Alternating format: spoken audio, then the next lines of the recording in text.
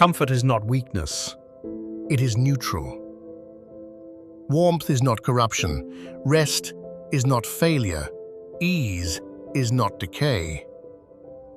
But somewhere along the way, people began blaming comfort for fragility, as if comfort itself destroys discipline. It does not. Comfort does not ruin you. Dependence does. There is nothing wrong with sleeping in a warm bed, nothing wrong with enjoying stability, nothing wrong with experiencing safety. The problem begins when you cannot function without it. When discomfort feels like a threat, when inconvenience feels like injustice, when minor resistance feels overwhelming. Comfort becomes dangerous when it turns into a requirement, not a preference, a requirement. The disciplined mind can enjoy comfort without clinging to it. It can rest without becoming soft. It can experience ease without losing edge. Fragility begins when comfort becomes identity, when you start believing that your environment must cooperate with you for you to operate. That is dependence. Dependence is subtle. It doesn't announce itself. It builds quietly. You adjust the temperature before adapting to the cold. You avoid difficult conversations to preserve emotional ease. You seek convenience instead of building capacity. Each choice feels small, reasonable, justified. But repetition forms expectation, and expectation forms reliance. When comfort becomes constant, your threshold for stress lowers. What once felt manageable now feels intolerable. What once felt normal now feels extreme. Not because the world changed, because your tolerance did. Resilience is not built in constant ease. It is built in controlled exposure to resistance. This is not an argument for suffering. It is an argument for independence. The person who can function in comfort and outside of it is stable. The person who collapses when comfort is removed is dependent. Comfort is a tool, not a foundation. When it becomes your foundation, your stability becomes conditional. Conditional on temperature, on mood, on environment, on approval. And conditional stability is not stability. Comfort does not weaken you. Needing it does. Dependence does not arrive dramatically. It accumulates. No one wakes up one day fragile. No one consciously decides to lower their threshold for discomfort. It happens gradually, through small concessions, small avoidances, small negotiations with resistance. You choose convenience over effort. You choose ease over exposure. You choose comfort over capacity. Each decision feels harmless, reasonable, even intelligent. But what you repeatedly avoid, you slowly lose tolerance for. The cold feels colder. Criticism feels sharper. Delay feels unbearable. Silence feels suffocating. Not because reality intensified, because your exposure decreased. Dependence is built through insulation. When your environment shields you from friction, your nervous system adapts to smoothness. It begins expecting predictability, control, immediate relief. And the moment friction returns, you experience it as abnormal, unfair, excessive. Consider how easily mood now shifts.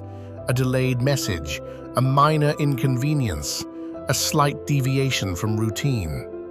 What once would have been insignificant now disrupts your state. Dependence is not attachment to pleasure, it is intolerance of its absence. That intolerance is the weakness. The mind that cannot endure interruption is enslaved by preference. The body that cannot tolerate discomfort is governed by environment. The ego that cannot endure inconvenience is controlled by circumstance. Dependence narrows your operating range. You can function only within specific conditions, only when rested, only when motivated, only when emotionally supported, only when uninterrupted. Remove those, and performance collapses. This is how fragility hides inside success. You may appear disciplined, structured, stable, but if your stability depends on ideal conditions, it is conditional, and conditional strength is temporary. The dangerous part is this: dependence feels comfortable. It feels like optimization, like efficiency, like self-care. But if self-care eliminates every form of stress, it eliminates growth. The body adapts to load. The mind adapts to pressure. The nervous system adapts to exposure. When you reduce exposure, you reduce adaptability. Adaptability is resilience, and resilience requires variance. Cold and warmth, silence and noise, ease and resistance. Without contrast, your tolerance compresses, your capacity shrinks, your edge dulls. Dependence is subtle erosion. You don't notice it while comfort remains. You notice it when comfort disappears, when sleep is interrupted, when plans change, when conflict arises, when pressure increases. And suddenly, you feel overwhelmed by what should be manageable. That reaction is diagnostic. It reveals your operating range. A wide operating range is power. A narrow one is vulnerability. The disciplined individual expands range deliberately. They expose themselves to minor discomfort. They train without perfect conditions. They tolerate inconvenience without collapse. They choose effort when ease is available. Not to suffer, to remain independent. Independence means you can function with comfort and without it. If your peace requires perfect alignment, you are not peaceful. If your focus requires silence and ideal timing, you are not focused. If your stability requires constant ease, you are not stable. You are insulated. And insulation, left unchecked, turns into dependence. If you're serious about building this mindset, follow and subscribe. Everything here is about discipline, focus, and real progress. An easy environment does not look dangerous. It looks successful, stable, optimized. Everything functions. Everything is controlled. Everything feels smooth. And smoothness feels like progress. But smoothness can conceal weakness. When resistance is removed for too long, you stop preparing for it. When inconvenience disappears, you forget how to respond to it. When pressure fades, you lose your tolerance for it. The problem is not ease. The problem is prolonged ease without exposure to stress. Strength is adaptive. It requires friction. Without friction, it atrophies. Muscle weakens without load. Focus weakens without challenge. Patience weakens without delay. The same applies to character. An environment that never tests you quietly reduces your operating range. You begin expecting comfort, expecting convenience, expecting alignment. And expectation creates entitlement. Not arrogance, but psychological entitlement. You begin to believe things should feel manageable, predictable, controlled. So when unpredictability arrives, it feels like injustice. When discomfort returns, it feels excessive. When pressure increases, it feels unbearable. Not because the pressure is extreme, because your tolerance is narrow. Fragility is not loud. It reveals itself under strain. The person who has lived inside constant comfort often overestimates their resilience. They assume stability because nothing has disturbed them. But stability untested is assumption. Real stability remains intact when the environment shifts, when sleep is reduced, when routine is interrupted, when criticism is direct, when plans collapse. An easy environment cannot prove your strength. It can only conceal your limits. The danger is psychological contraction. When you operate only within optimal conditions, your adaptability shrinks. You become efficient, but brittle. Brittleness breaks under sudden force. Flexibility absorbs it. Ease trains you to expect relief. Hardship trains you to expect resistance. If you are trained only for relief, resistance shocks you. And shock disrupts performance. Emotion escalates quickly, decision-making narrows, tolerance collapses. The fragile mind interprets discomfort as a signal to retreat. The resilient mind interprets discomfort as data. Data about capacity, data about limits, data about what must be strengthened. An easy environment cannot expand you. It can maintain you. And maintenance is not growth. Growth requires contrast. Cold after warmth. Silence after noise. Delay after desire. Resistance after ease. Without contrast, you lose calibration. You forget what manageable pressure feels like. Everything begins to feel heavy. The goal is not to reject comfort. It is to prevent comfort from shrinking you. To prevent ease from narrowing your range. To prevent smoothness from dulling your edge. Because fragility does not announce itself. It waits. And it appears the moment comfort disappears. And if your stability vanishes with your comfort, it was never stability. If comfort is not the enemy, what is the solution? Independence, not rejection of ease, not self-imposed misery. Independence from needing conditions to cooperate with you. Voluntary hardship is the training ground, not extreme suffering, controlled exposure, cold showers, difficult conversations, training when tired, working without perfect timing, sitting in silence without reaching for relief. Small acts, repeated. You choose friction before friction chooses you. When you voluntarily step into discomfort, you expand your operating range. You prove to yourself that inconvenience does not collapse you, that cold does not paralyze you, that criticism does not dismantle you, that delay does not destabilize you. Each exposure widens tolerance. Each repetition builds neutrality. Discomfort stops feeling dramatic. It becomes information. The disciplined person does not wait for hardship to arrive. They introduce it strategically, not to suffer, to stay sharp. Dependence shrinks you.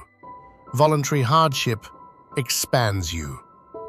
When you can function in comfort and outside of it, you are independent. When your performance does not fluctuate with temperature, mood, or environment, you are stable. The world is not always aligned. Conditions shift. Resources fluctuate. People disappoint. Plans collapse. If your stability is conditional, you will swing with every change. If your stability is internal, you remain. This is the difference between ease and strength. Ease feels good. Strength functions under strain. and strength, built voluntarily, is durable. You are no longer surprised by discomfort. You expect it. You absorb it. You move through it. Comfort becomes something you enjoy, not something you require. The person who trains in resistance does not fear its arrival. The person who avoids it is shaken by it. Independence is quiet. No announcement, no display. Just the knowledge that you can operate without ideal conditions. That is power. Comfort does not ruin you, needing it does. So build capacity. Expose yourself to minor strain. Refuse to let ease narrow your range. Remain adaptable, remain functional, remain steady, with comfort and without it. If this strengthened your perspective, like the video. If you value resilience over ease, subscribe. Train yourself to stand without support.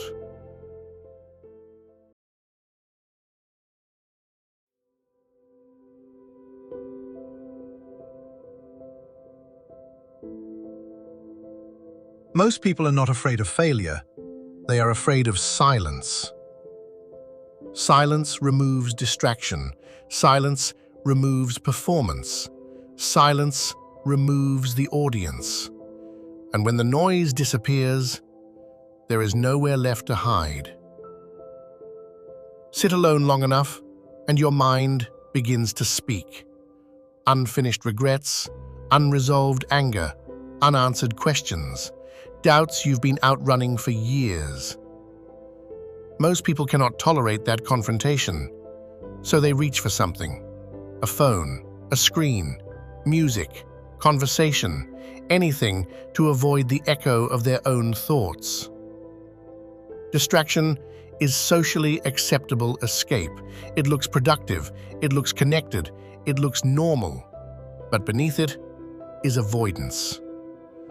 You tell yourself you're staying busy, but busy with what? Avoiding yourself. If you need constant input to feel stable, you are not stable. Solitude exposes internal noise, and internal noise reveals instability, not weakness, instability. The inability to sit still without needing to be stimulated. Most people say they want clarity, but clarity requires quiet, and quiet requires courage. When you sit alone without distraction, your identity begins to loosen.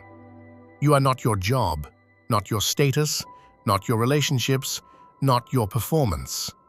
You are simply there, and that is unsettling. Because without roles, who are you?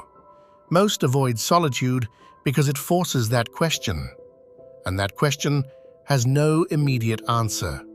So they keep moving, scrolling, talking, working, consuming, not because they are productive, because they are uncomfortable.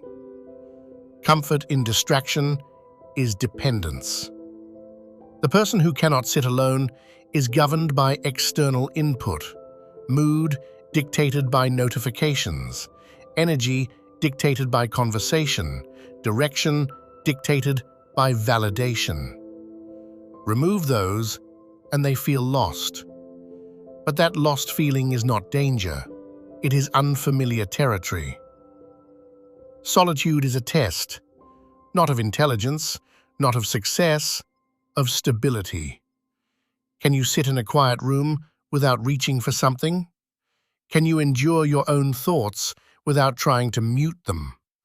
Can you face internal discomfort without immediately anesthetizing it? Most cannot, because when the world goes quiet, the self gets louder, and the self is rarely organized. It is conflicted, insecure, unfinished. But running from that noise does not silence it. It buries it. And buried instability always resurfaces.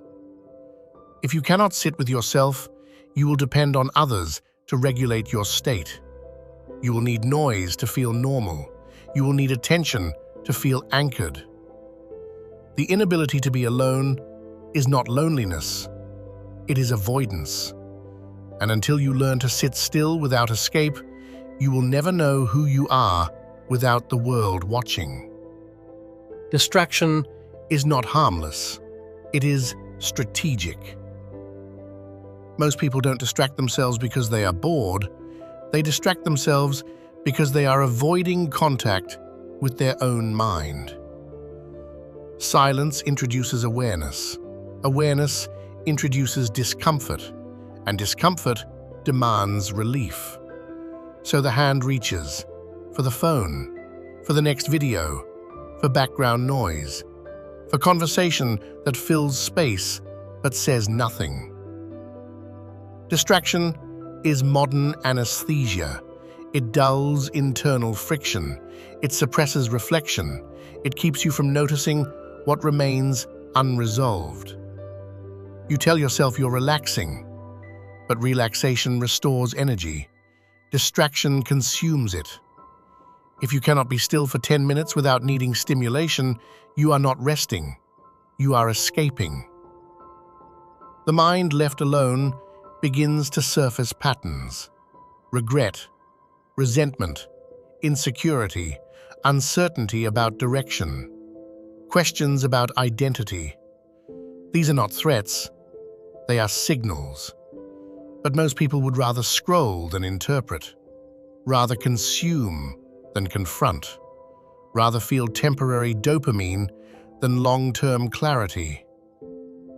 Distraction trains the nervous system to require constant input. Silence becomes intolerable.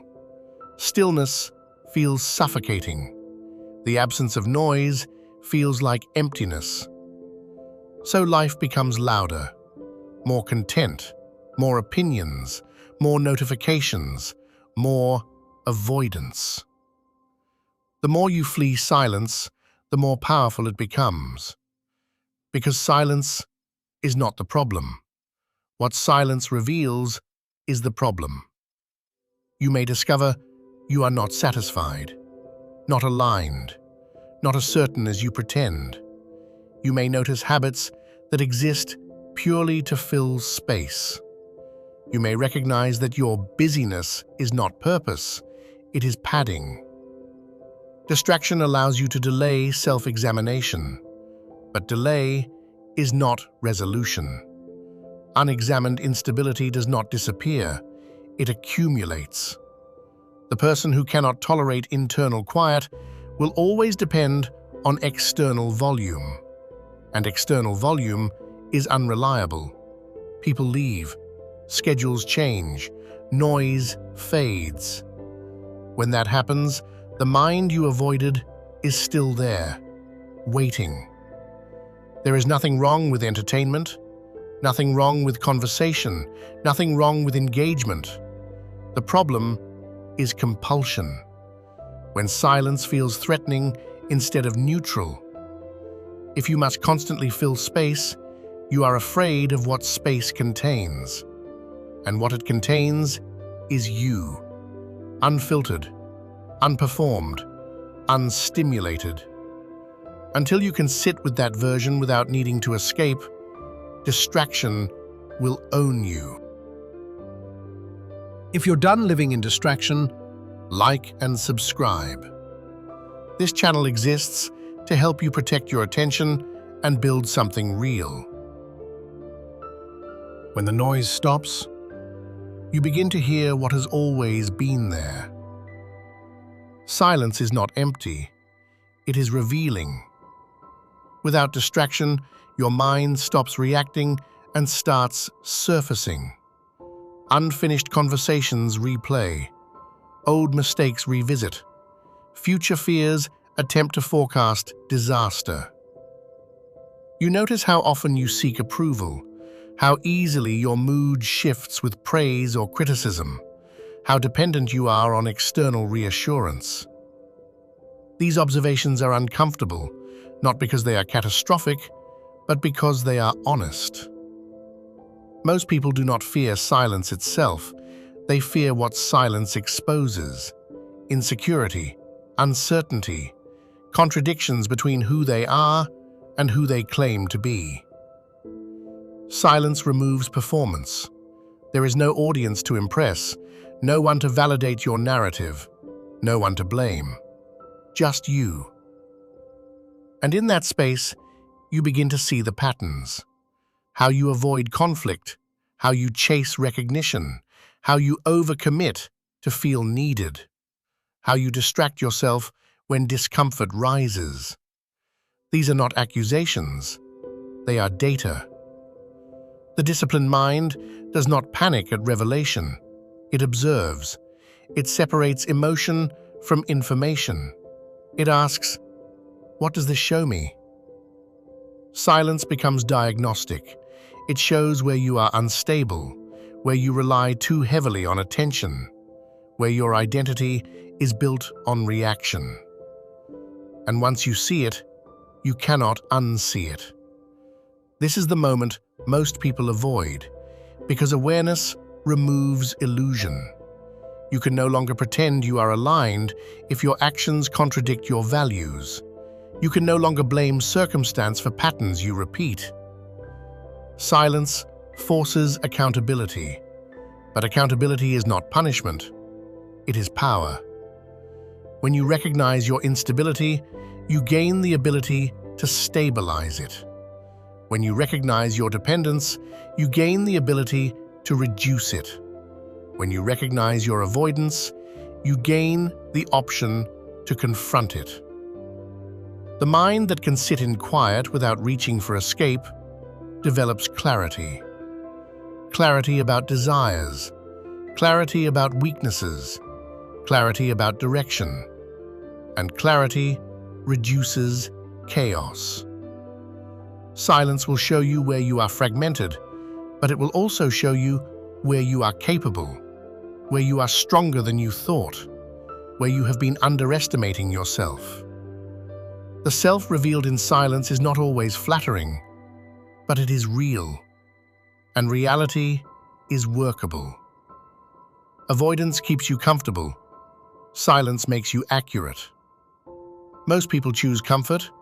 Few choose accuracy. If you can remain present when nothing is distracting you, you begin to build something rare. Stability that does not depend on noise. At first, sitting with yourself will feel unnatural. Your body will want movement. Your mind will demand stimulation. Your hand will reach without thinking. Do not fight the urge. Observe it. Notice how quickly discomfort appears. Notice how urgently it asks to be relieved. That urgency is conditioning. You have trained yourself to avoid internal friction. Now you are reversing it. Stability is not built through noise, it is built through exposure. Exposure to boredom, exposure to unresolved thoughts, exposure to the quiet tension you normally silence. When you remain still long enough, something subtle happens. The intensity fades, the thoughts lose sharpness, the discomfort softens. You realize the silence was never attacking you, it was reflecting you. Most people mistake reflection for threat. They assume that discomfort means danger. It does not. It means growth is available. If you cannot be alone without anxiety, you will always depend on external anchors. People to regulate your mood, noise to regulate your focus, validation to regulate your identity. That is not freedom. Freedom is internal regulation, the ability to stabilize yourself without assistance. Learning to sit with yourself is the beginning of that freedom. You stop running from your thoughts. You stop numbing minor discomfort. You stop outsourcing emotional control. This does not mean you isolate yourself. It means you are no longer afraid of solitude. There is a difference. The person who enjoys solitude does not fear abandonment. The person who can endure silence does not panic when attention fades. The person who understands themselves does not depend on constant affirmation. When you sit alone without escape, you begin organizing your inner world. What matters? What does not? What aligns? What needs correction? Clarity emerges quietly, not in a dramatic breakthrough, but in small realizations, patterns you hadn't noticed, habits you can now adjust, limits you can now expand. The ability to sit with yourself is the foundation of self-command. Because if you cannot face your own mind, you will always run from pressure. If you cannot endure quiet, you will always chase distraction. If you cannot tolerate internal tension, you will always seek external relief. Sit anyway. Let the noise surface. Let it settle. Let it organize. You are not fragile. You are unpracticed. If this gave you clarity, like the video. If you value discipline over distraction, subscribe. Build stability quietly.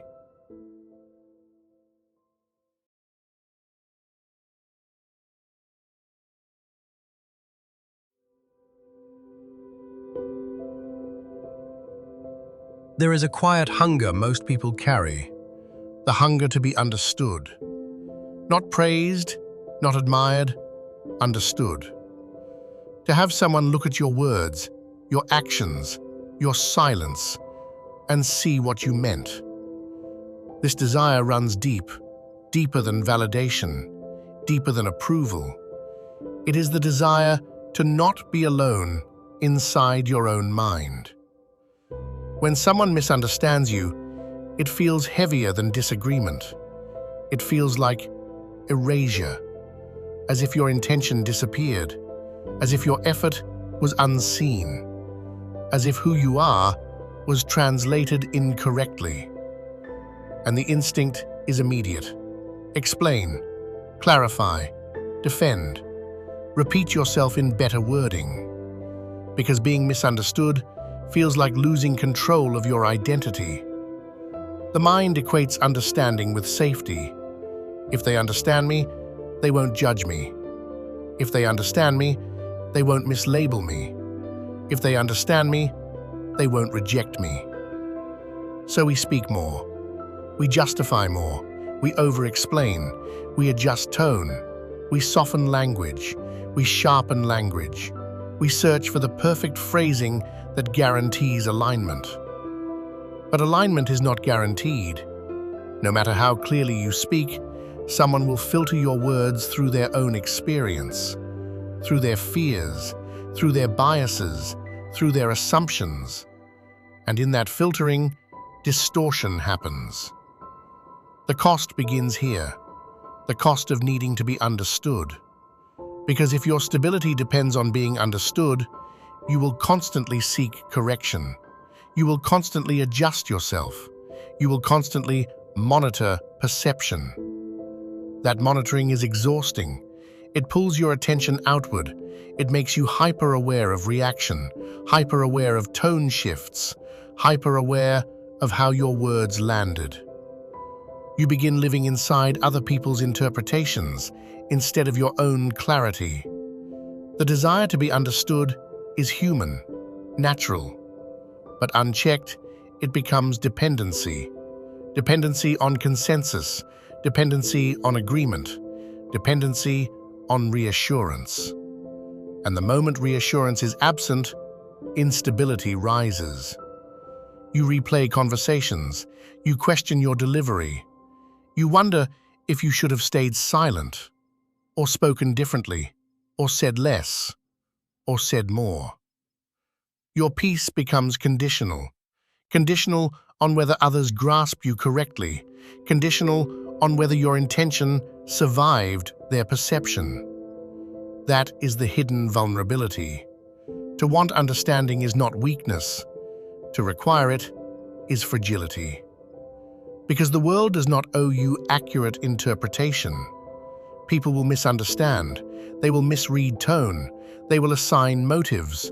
They will fill gaps with assumptions. And if every misunderstanding shakes you, you will never be steady. The hunger to be understood is powerful, but power without discipline becomes dependence. To be understood requires exposure. You cannot be clearly seen while remaining concealed. You cannot be accurately interpreted while editing every edge. Understanding demands visibility, and visibility carries risk. When you attempt to clarify yourself, you reveal motive, you reveal belief, you reveal internal structure. You remove ambiguity. Ambiguity feels safe. It protects you from mislabeling. It allows others to project what they prefer. But clarity removes that protection. To be understood, you must be precise, and precision makes you accountable. When you say what you actually think, you cannot retreat into vagueness. When you define your values, you cannot pretend flexibility. When you express your boundaries, you cannot later deny them. Clarity locks identity into form. Most people say they want to be understood. Few are willing to endure the exposure required. Because exposure invites evaluation. Evaluation invites judgment. Judgment invites rejection. When someone truly sees you, they also see your limitations, your contradictions, your unfinished growth, your rough edges. Being understood does not guarantee admiration. It guarantees visibility, and visibility removes control. You cannot fully manage how someone interprets what they now clearly see. You cannot soften your outline after you've drawn it sharply. You cannot hide behind misinterpretation once you've removed ambiguity. The clearer you become, the less room there is to maneuver. This is the cost. To seek understanding is to surrender control over perception. You may speak carefully, you may articulate with discipline, you may state your intentions precisely, and still, someone may disagree. Someone may reject. Someone may walk away. Clarity does not protect you from loss. It accelerates it. It filters faster. It divides faster. It exposes incompatibility quickly. And most people prefer ambiguity because ambiguity delays discomfort. If you are unclear, others can imagine you differently. If you are undefined, you are less confrontational. If you are adjustable, you are less threatening. But you are also less solid. The discipline of clarity requires internal stability, because once you are clear, you must endure the consequences of being known. You must tolerate disagreement without dissolving. You must tolerate rejection without redefining yourself. You must tolerate silence without panicking. To be understood is to stand exposed, and exposure demands strength. If you seek understanding without building resilience, you will fracture the moment someone responds honestly. Because honest response is not always comforting. Sometimes being understood means someone sees your flaws clearly. Sometimes it means they see limits you didn't want acknowledged. Sometimes it means they recognize you and decide you are not aligned with them. That is the price. Clarity brings understanding. Understanding brings exposure. Exposure requires strength. Without strength, the desire to be understood becomes a liability. If you're done living in distraction, like and subscribe. This channel exists to help you protect your attention and build something real. Being misunderstood does not feel neutral. It feels threatening. Not physically, psychologically. It unsettles identity. It disrupts self-perception. It challenges control. When someone assigns you a motive you did not have, you feel distorted. When someone reduces your intention to something smaller, you feel minimized. When someone mislabels you, you feel misrepresented. The reaction is immediate. Correct it, clarify it, reclaim the narrative. Because the mind equates misunderstanding with loss of control over how you exist in someone else's world. You want your internal reality to match their external perception. But that alignment is fragile. Every person filters you through their own lens, their history, their expectations, their insecurities, their preferences. You cannot control those filters. You can only control your clarity. Yet most people do not stop at clarity. They move into pursuit. They chase understanding. They argue interpretation. They defend identity repeatedly. And in that pursuit, they become reactive. Emotion sharpens, tone tightens, ego activates. Because being misunderstood feels like an attack. Not an attack on your actions, on your self-concept. If they think you are careless, but you see yourself as disciplined, the conflict is internal. If they see you as distant, but you believe you are reserved, the misalignment destabilizes you. You begin negotiating your identity to regain comfort. Maybe I should soften this. Maybe I should explain more. Maybe I should adjust how I present myself. And gradually, you start reshaping yourself not from conviction, but from reaction. This is the psychological cost. The more you fear misunderstanding, the more you edit yourself to prevent it. Editing is not always compromise. Sometimes it is refinement.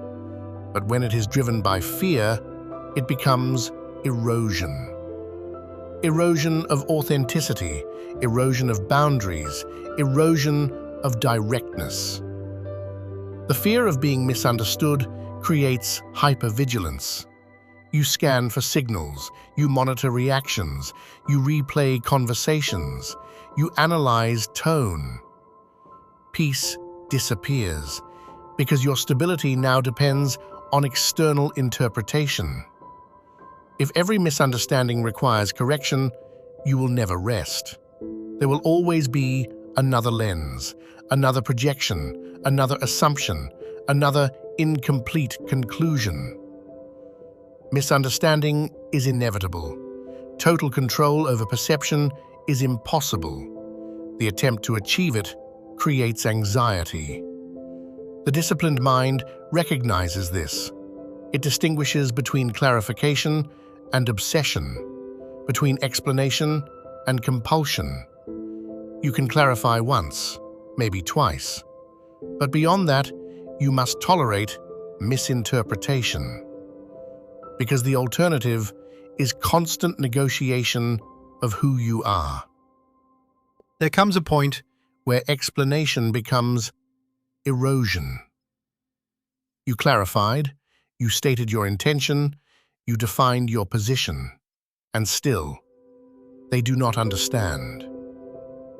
Now the question changes, not, how do I make them see? But, can I remain steady if they never do? This is the cost. Not everyone will interpret you accurately. Not everyone will accept your framing. Not everyone will align with your self-definition. And you must decide, will you destabilize yourself to correct every perception? Or will you tolerate distortion without collapse? Standing unexplained requires internal solidity. It requires trusting your own clarity more than external agreement. It requires accepting that misunderstanding is not always a problem to solve. Sometimes it is a boundary. The disciplined individual knows when to clarify and when to release. Not from apathy, from proportion. You do not owe endless explanation to every interpretation.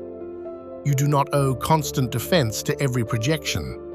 You do not owe emotional labor to every misreading. If you chase universal understanding, you will fracture, because universality does not exist. Every person will see you differently. Some will see strength as coldness. Some will see restraint as indifference.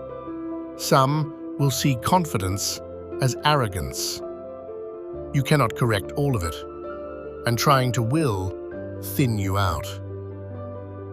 There is strength in allowing misinterpretation to exist without response, not because it is accurate, because you are not controlled by it.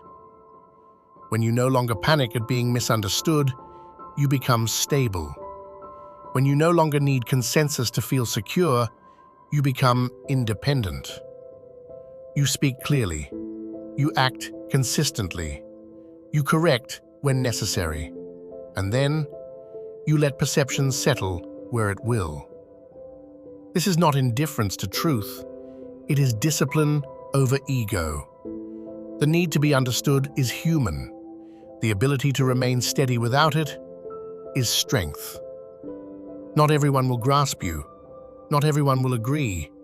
Not everyone will stay. But if your identity is internally anchored, misinterpretation will not move you. You will not over-explain. You will not overcorrect. You will not reshape yourself for comfort. You will remain aligned, clear, grounded. If this clarified something for you, like the video. If you value internal stability over external validation, subscribe. Stand steady, even when unseen.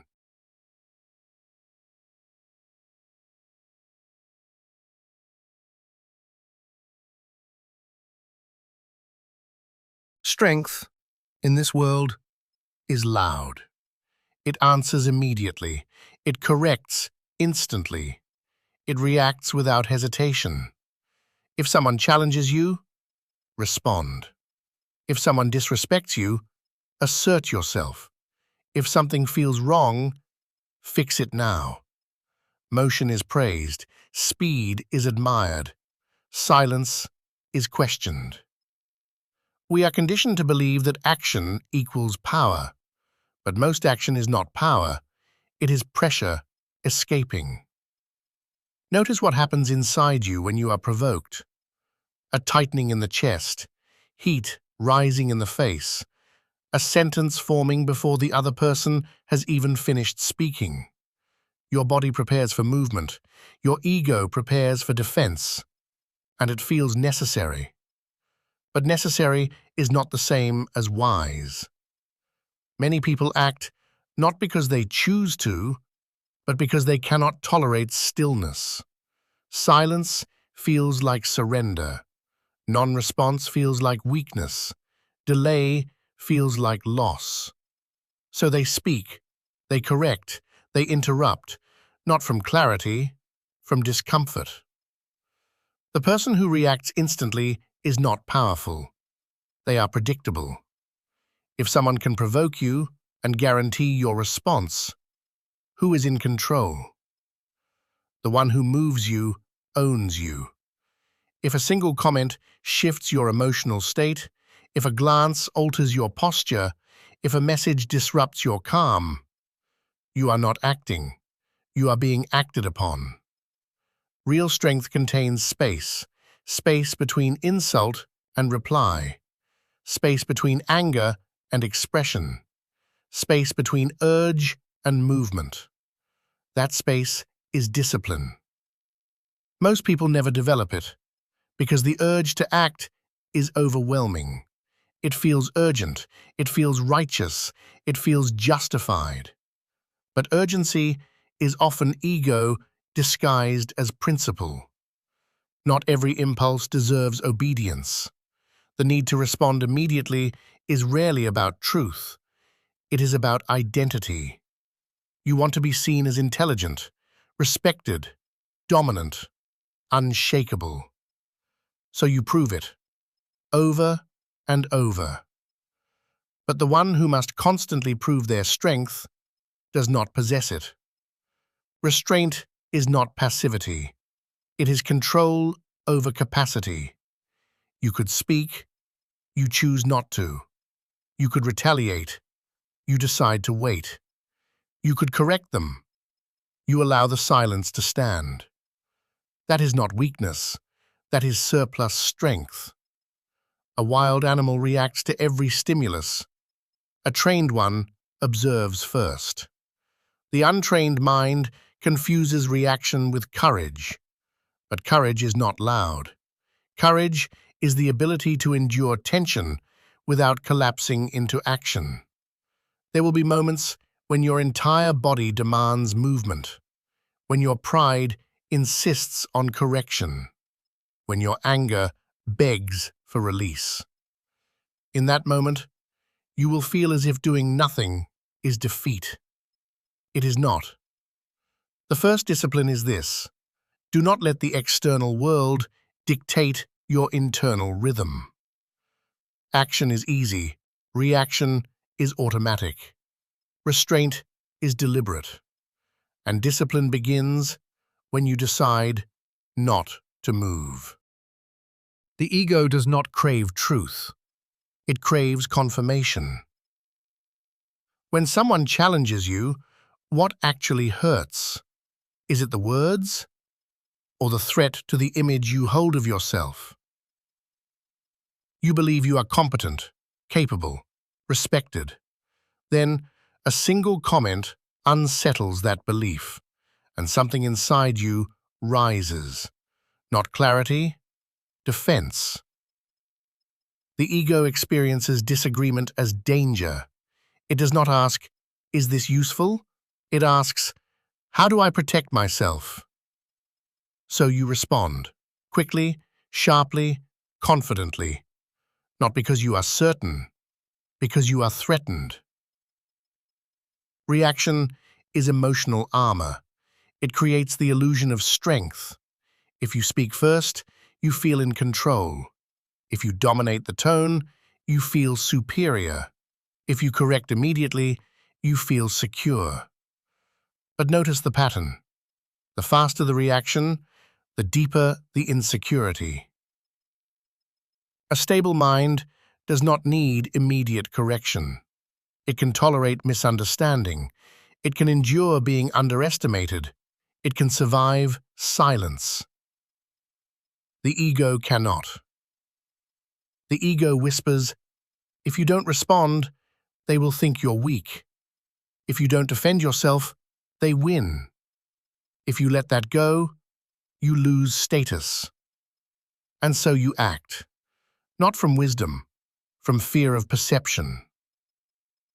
Most people live in constant micro-battles, tiny wars over tone, over wording, over who gets the last sentence. They call it confidence. It is fragility. If your peace depends on being right, you are not at peace. The ego is addicted to reaction because reaction gives it visibility. Every time you defend, you reaffirm your identity. Every time you argue, you reinforce the self you are trying to protect. But here is the cost. You become externally controlled. Anyone can pull your strings. A comment, a look, a tone shift, and you move, predictably. True discipline begins when you notice the urge and do not obey it. When you feel the need to interrupt and choose to listen. When you feel the need to correct and choose to observe. When you feel the need to prove and choose to remain silent. That silence is not surrender. It is sovereignty. The ego hates being unseen. Restraint makes it invisible. No applause, no immediate validation, no dramatic victory. Just composure. And composure feels empty to a mind addicted to reaction. But over time, something shifts. You begin to see how often you were moved, how often your mood was dictated, how often your strength was simply impulse wearing armor. Restraint exposes the ego, and when the ego is exposed, it weakens. The person who does not need to respond cannot be baited. The person who does not need to prove cannot be manipulated. The person who does not need the final word cannot be controlled. This is not suppression, it is refinement. You are not eliminating emotion, you are disciplining it. The ego will resist this. It will call you passive, it will call you cowardly. It will say you are letting things slide. Let it speak. You do not have to answer every voice inside you. Mastery is not reacting less because you are weak. It is reacting less because you are no longer threatened. And that is the beginning of real power. If this message resonates with you, Like and subscribe for more content like this. This channel is built for people who want control over their focus, not constant noise. There is a difference between being unable to act and choosing not to. Inability is weakness. Restraint is strength contained. Most people assume that if you remain silent, you have nothing to say. If you do not retaliate, you have no defense. If you do not escalate, you have lost. They mistake stillness for absence. But deliberate non-response is not absence. It is calculation. When you choose not to react, you reclaim time. Time to observe tone. Time to assess motive. Time to separate fact from provocation. Without that space, you are blind. Reaction narrows perception. Restraint expands it. Consider how often arguments are fueled not by disagreement, but by momentum. One sentence sharpens the next. Tone escalates. Ego feeds ego. And suddenly, the objective is no longer truth. It is dominance. Deliberate non-response breaks momentum. It interrupts escalation. It introduces uncertainty into a dynamic that expected predictability. When you do not take the bait, the other person must confront themselves. There is no friction to push against, no resistance to sharpen their aggression. Just stillness. And stillness is destabilizing to someone seeking reaction. Silence forces reflection. Silence removes spectacle. Silence denies performance. Most conflicts survive on audience and response. Remove those, and many dissolve. This does not mean you never speak. It means you do not speak from compulsion. You respond when it is useful. You act when it is strategic. You engage when it serves clarity, not when it serves ego. There are moments when action is required, when boundaries must be set, when injustice must be addressed. Restraint is not avoidance, it is timing. The disciplined mind asks, is this worth my energy? Is this productive? Will this matter beyond the next hour? If the answer is no, it releases. Most people exhaust themselves defending positions that have no long-term value. They drain energy on temporary emotions. They sacrifice peace for immediate validation. Deliberate non-response conserves strength. It protects focus. It maintains internal order while chaos tries to provoke it. The mountain does not move because the wind insists. It remains, not from indifference, from solidity. When you practice non-response, you begin to feel something unfamiliar. Freedom. Freedom from having to win every exchange. Freedom from explaining yourself repeatedly. Freedom from being dragged into emotional theater. You are no longer reacting to preserve an image. You are acting to preserve alignment. That alignment is quiet. It does not seek applause. It does not need witnesses. It does not measure itself against the noise of others. Deliberate non-response is not retreat. It is authority. The authority to decide what deserves your energy and what does not. When you no longer feel compelled to answer every challenge, you begin to understand what strength actually is. Restraint is not a tactic. It is a transformation. At first, you practice it consciously. You feel the surge of anger. You notice the urge to interrupt. You sense the need to correct. And you hold it. It feels unnatural, forced, heavy. But over time, something changes. The surge becomes weaker. The pause becomes longer. The silence becomes easier. You begin to see that most situations do not require your involvement. Most provocations are invitations to chaos. Most disagreements are battles over ego, and you no longer feel obligated to attend. Mastery is not winning more arguments, it is needing fewer. When restraint becomes internalized, you stop experiencing every challenge as a threat. You stop interpreting disagreement as disrespect. You stop assuming silence means defeat. The disciplined mind understands something simple. Not everything deserves a response. Not every comment requires correction. Not every misunderstanding needs resolution. And in choosing not to engage, you preserve something rare: energy. Energy for what matters. Energy for meaningful work. Energy for long-term vision. Reaction is expensive. Restraint is efficient. When someone attempts to provoke you and you remain steady, they feel the imbalance. They expected resistance.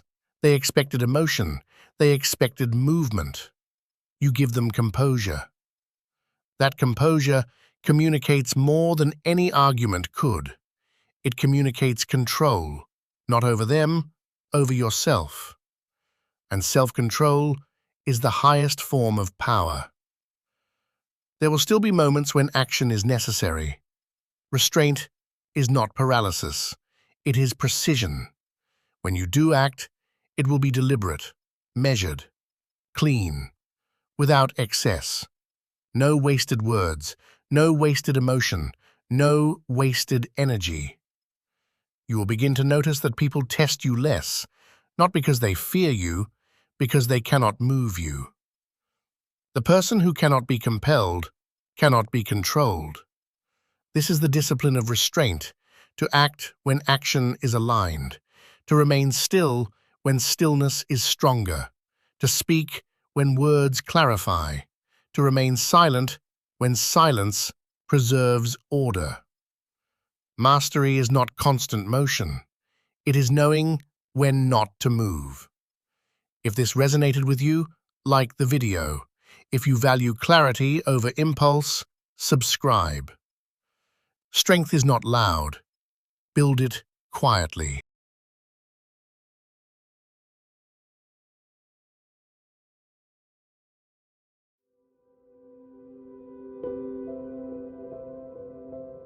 Emotion is not weakness.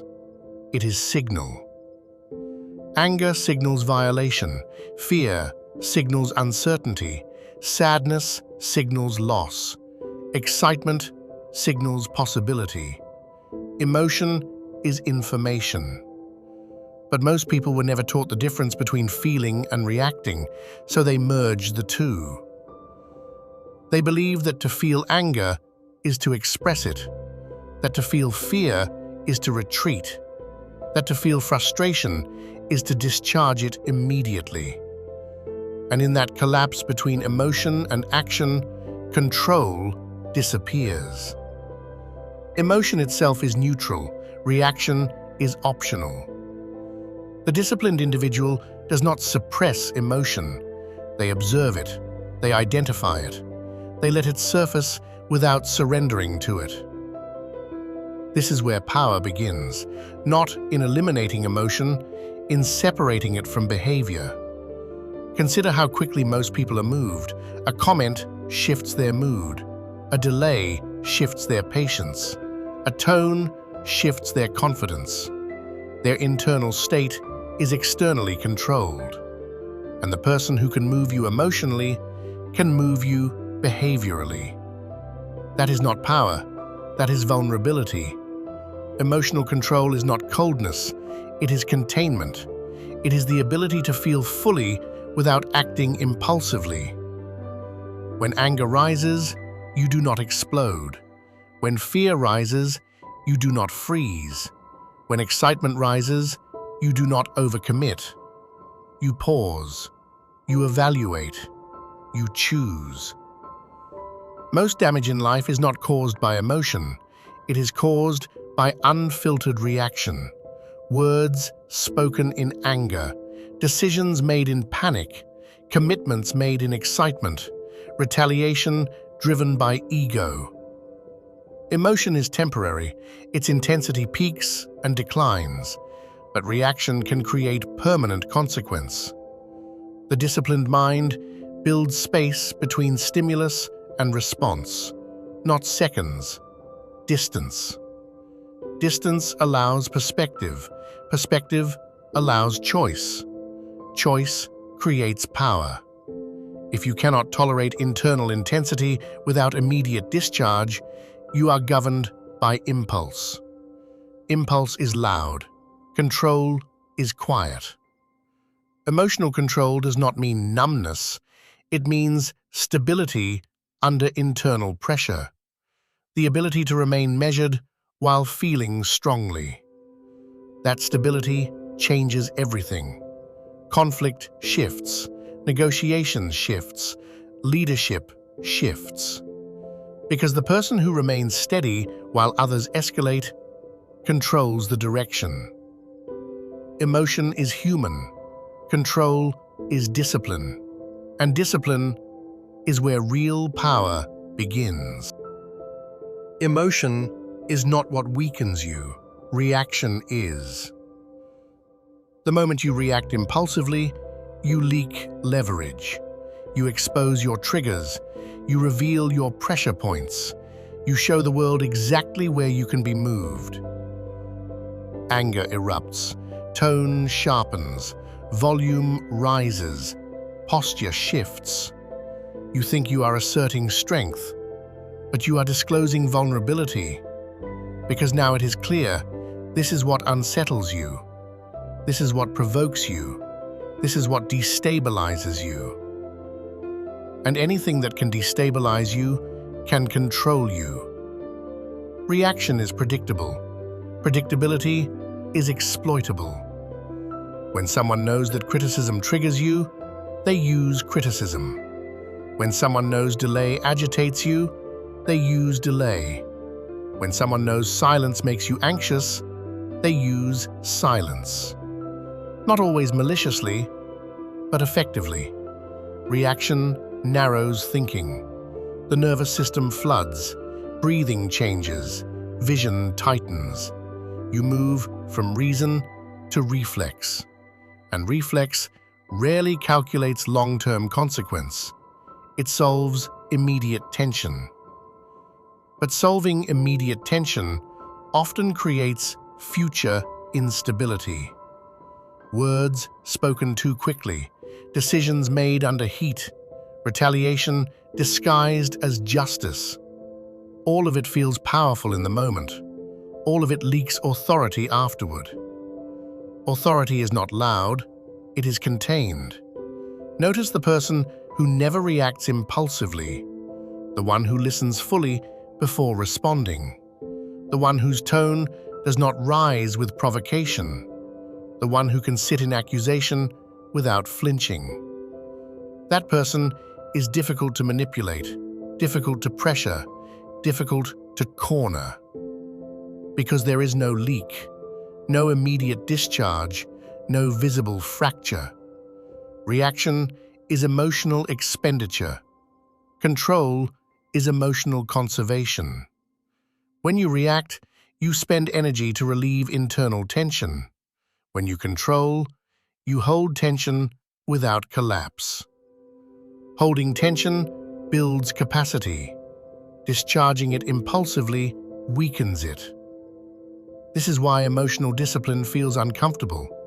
You feel the surge, the urge to speak, the urge to interrupt, the urge to correct, and you do not obey it. That restraint is strength under load. If you cannot sit with internal intensity, you will always seek external release.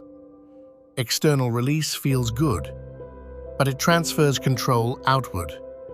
Now your state depends on outcome, on response, on validation. Control keeps state internal, independent, unmoved by fluctuation. The strongest person in the room is often the calmest, not because they feel less, because they reveal less. Revealing less does not mean suppressing truth. It means choosing timing, choosing tone, choosing strategy. Reaction is the leak. Control seals it, and sealed pressure creates real leverage. If you're serious about building this mindset, follow and subscribe. Everything here is about discipline, focus, and real progress. Composure is not passive, it is leverage. When others escalate and you remain steady, the dynamic shifts. Emotion rises in the room, voices sharpen, energy spikes, and you do not move with it. That stillness becomes influence. Because emotional volatility creates instability. Instability seeks grounding, and the grounded person becomes the reference point. This is psychological gravity. The calm individual pulls the interaction toward their rhythm. Composure sets pace, and whoever sets the pace controls the direction. When someone attempts to provoke you and fails, they lose advantage. Their tactic collapses. Their pressure has no target. In negotiation, the one who reacts first concedes first. In conflict, the one who escalates emotionally narrows options. In leadership, the one who panics erodes trust. Composure expands options because it preserves clarity. Emotion clouds judgment. It compresses perception. It pushes toward immediate resolution. Composure widens perspective. It allows silence. It allows delay. It allows recalibration. Delay is power. The ability to pause while others rush creates asymmetry. They expose more, you reveal less. They commit prematurely, you observe fully. Composure is not suppression. It is strategic regulation. You still feel anger. You still feel frustration. You still feel intensity. But you choose expression instead of being dragged into it. That choice creates leverage, because now your response is intentional. Intentional response carries weight. Impulsive reaction carries noise. Consider the individual who never matches hostility, who never mirrors aggression, who never accelerates under pressure. They are difficult to destabilize, difficult to rush, difficult to intimidate. And difficulty creates authority. The room unconsciously adjusts to the most emotionally stable person in it. This is why composure intimidates volatility, because volatility loses traction when it meets steadiness. Emotional control is not about dominance, it is about positioning yourself outside of chaos. When you are not entangled emotionally, you can see clearly. When you see clearly, you decide accurately. When you decide accurately, you move effectively. Composure is leverage because it preserves choice, and preserved choice is preserved power. Real power Is not volume. It is regulation. Anyone can feel intensely, anyone can react loudly, anyone can discharge emotion in the moment. That requires no discipline. What requires discipline is holding intensity without surrendering to it. Internal regulation means your state does not fluctuate with every external shift. Criticism does not spike you. Praise does not inflate you. Delay does not agitate you. Pressure does not fracture you. You remain anchored. Anchored people are difficult to move, and what cannot be moved cannot be controlled. Most people outsource their emotional state. They depend on outcomes to feel stable. If things go well, they are confident. If things go poorly, they are shaken. If they are validated, they are calm. If they are challenged, they escalate. That is conditional power, and conditional power is fragile. Internal regulation removes condition. You feel disappointment without collapse. You feel anger without explosion. You feel fear without paralysis. Emotion becomes information, not instruction. This is the separation. Most people are ruled by their nervous system. The disciplined person rules it. That does not mean numbness.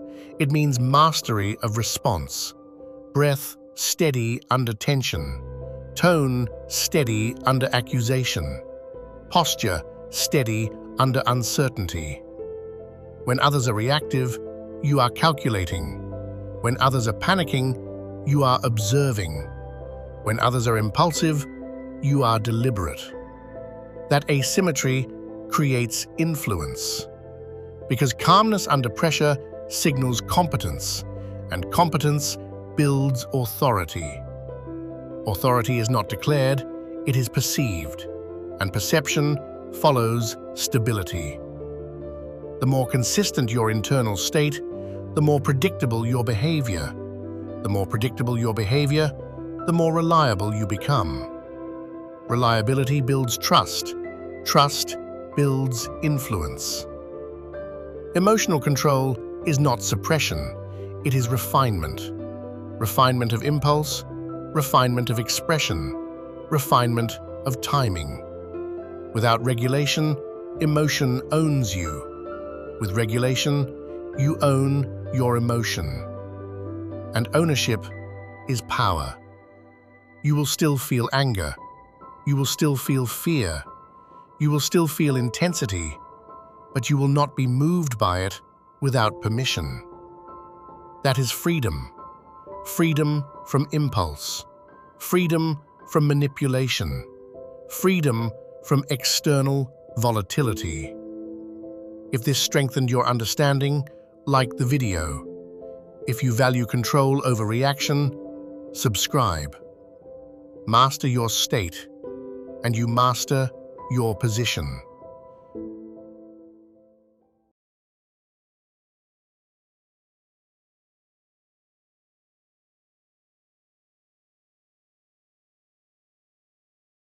repetition does not look dangerous. It looks harmless, routine, predictable, ordinary. But repetition is where most people break. Not under pressure, not during crisis, during monotony. The first time you try something, there is energy. Novelty carries you. The second time, there is still momentum. But by the 20th time, the excitement is gone. And now, you are alone with the process. No applause, no visible progress, no dramatic change. Just the same action again.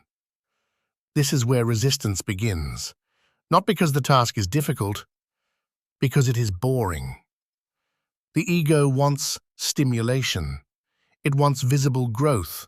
It wants rapid transformation. Repetition offers none of that. It offers incremental change. Incremental change feels invisible, and invisible progress feels like stagnation. So the mind starts negotiating. Maybe this isn't working. Maybe there's a better strategy. Maybe I need something new. But often, nothing is wrong. You are simply confronting the slow nature of mastery. Repetition removes illusion. It shows you how impatient you are, how dependent you are on novelty, how uncomfortable you are without constant stimulation. Most people don't quit because it's hard. They quit because it's repetitive. Hard moments can be dramatic. They make you feel heroic. But repetition feels mundane. There is no glory in doing the same thing correctly again. The mind craves variation. It associates change with growth. But growth often looks like sameness.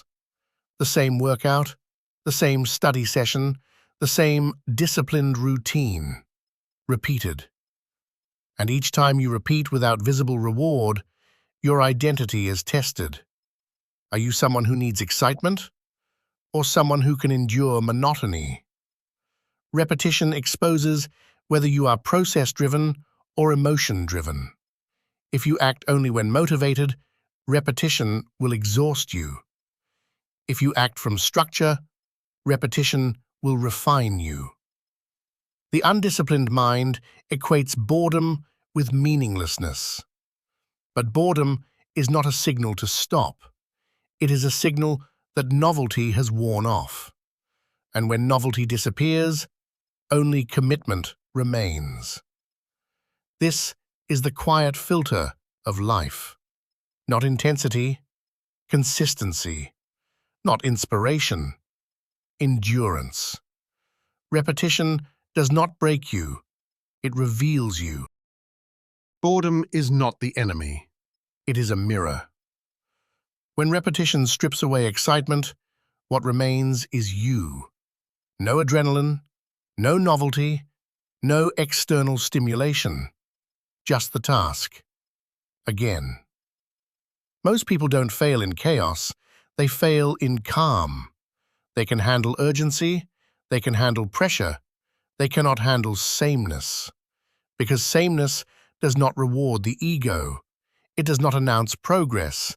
It does not feel meaningful in the moment. So the mind starts searching for a shortcut, for a new method, for something more optimized.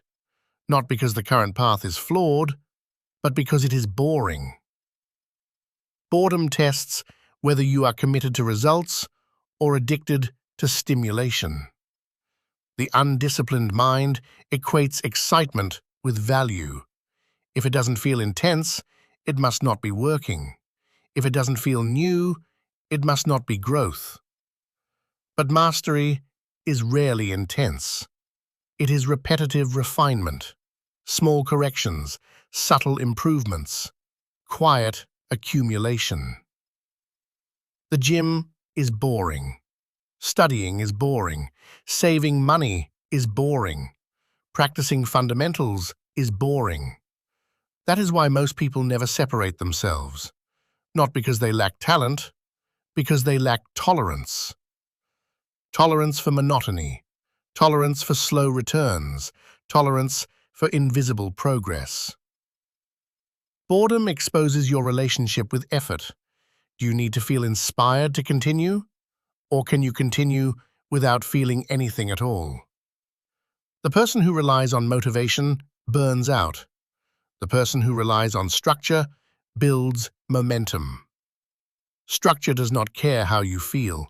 It does not negotiate. It does not fluctuate with mood. It repeats. Boredom is the emotional friction between who you are and who you say you want to become. You say you want mastery, but mastery requires repetition. You say you want results, but results require endurance. And endurance is rarely exciting. Most people abandon repetition right before compounding begins, right before the skill sharpens, right before the identity shifts, because the breakthrough is silent. There is no announcement. The test is simple. Can you continue when nothing feels dramatic? Can you repeat when no one is watching?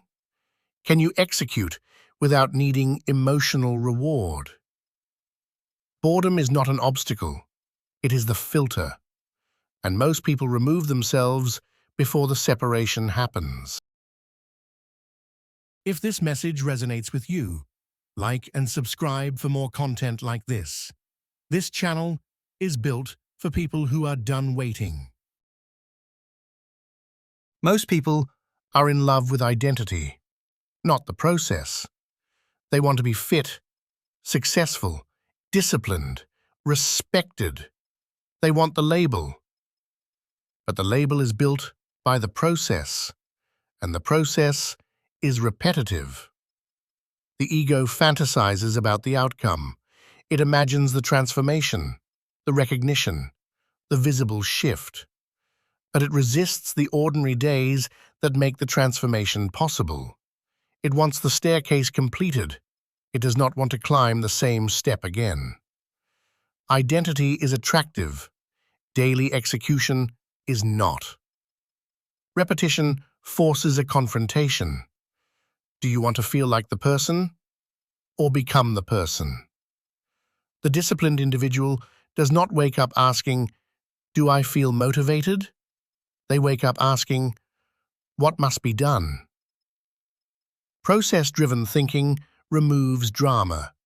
There is no constant evaluation, no emotional negotiation, just repetition.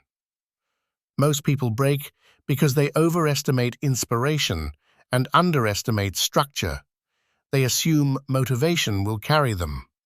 It doesn't. Motivation fades, mood shifts, energy fluctuates. Structure repeats. And when you repeat long enough, your identity shifts quietly. Not in a dramatic moment, in accumulated evidence. You did it again, and again, and again. The ego struggles here, because repetition offers no immediate validation. There is no applause for showing up, no announcement for consistency, just the silent record of effort. But that silent record becomes identity, not declared, demonstrated. You are not disciplined because you say you are. You are disciplined because the process has proof. The staircase does not care about your emotions. Each step is the same height. Each step requires the same motion. The only variable is whether you continue. Most people do not fail the process. They abandon it. They seek something new, something faster, something more stimulating. But novelty resets progress. Repetition compounds it. If you tie your identity to daily execution, repetition strengthens you. If you tie your identity to emotional intensity, repetition drains you. The separation is subtle. It does not look dramatic. It looks like ordinary days repeated without complaint. And that is where most people quietly step off the staircase. Repetition does not destroy the weak. It exposes them. In the beginning, everyone is motivated, everyone is inspired, everyone believes they are committed. But repetition removes inspiration. It removes novelty, it removes emotional fuel, and what remains is endurance. Endurance is not dramatic, it is not loud, it does not feel heroic. It feels ordinary, predictable, unremarkable. And that is precisely why it separates people. Most want visible progress, clear milestones, external confirmation that effort is working. Repetition does not always provide that. It provides delayed results, compounded returns, invisible shifts that only become obvious over time. The mind that demands constant feedback cannot survive repetition, because repetition asks a different question: will you continue without immediate reward? This is where most people quietly exit, not in failure, not in collapse, in drift. They skip a day, then another. They convince themselves they will restart when they feel ready. But readiness rarely returns. Repetition is neutral. It does not judge you. It does not force you. It simply waits. And every day, it asks the same thing: will you do it again? There is no applause for consistency, no spotlight for discipline, no audience for the ordinary, just the private decision to execute. And that decision, repeated enough times, reshapes you. Not quickly, not visibly, but permanently. Endurance is the separation, not talent, not intelligence, not luck. Endurance. The ability to repeat when it is boring, to execute when it feels meaningless, to continue when no one is watching. Most people want transformation. Few accept repetition. Most want results. Few accept process. But repetition compounds quietly. Every correct action stacked on the previous one, every ordinary day layered on the last, until one day, what looked small is undeniable. You do not become exceptional through intensity. You become exceptional through sustained consistency. The highway is long, straight, unchanging, and that is the test. Will you stay on it when nothing feels dramatic? Will you continue when progress feels slow? Will you endure when excitement is gone? If you can repeat without emotional dependence, you cannot be filtered out. Because repetition does not break the disciplined, it builds them, quietly, relentlessly. If this clarified something for you, like the video. If you value discipline over stimulation, subscribe. The separation happens in silence. Stay on the road.